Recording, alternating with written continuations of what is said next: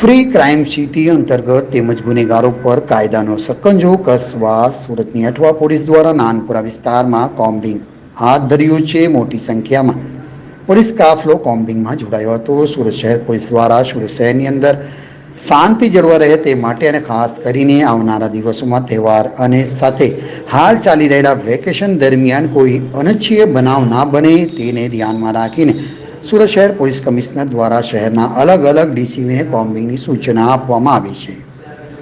સુરત શહેરના મિની ભારત તરીકે ઓળખાય છે અને ગુજરાતની અંદર સુરત શહેરનું સ્થાન એક અલગ રીતે રહેલું જોવા મળી રહી છે. ત્યારે સુરત શહેર પોલીસ કમિશનર દ્વારા શહેરની અંદર શાંતિ જળવાઈ રહે તે માટે ખાસ કરીને આવનાર દિવસોમાં તહેવારોની સાથે હાલ ચાલી રહેલા વેકેશન દરમિયાન કોઈ અનિચ્છનીય બનાવ ના બને તેને ધ્યાનમાં રાખીને સુરત શહેર પોલીસ કમિશનર અનુપમસિંહ ગેહલોત દ્વારા શહેરના અલગ અલગ ડીસીપીને સૂચના આપવામાં આવી હતી અને પોતાના વિસ્તારની અંદર રાત્રિ દરમિયાન સરપ્રાઇઝ કોમ્બિંગ કરવામાં આવે. આ સૂચનાને આધારે ફ્રી ક્રાઇમ સિટી અંતર્ગત તેમજ ગુનેગારો પર કાયદાનો સકંજો કસવા સુરતની અઠવા પોલીસ દ્વારા નાનપુરા વિસ્તારમાં કોમ્બિંગની કામગીરી હાથ ધરવામાં આવી હતી. મોટી સંખ્યામાં પોલીસ કાફલો આ કોમ્બિંગમાં જોડાયો હતો.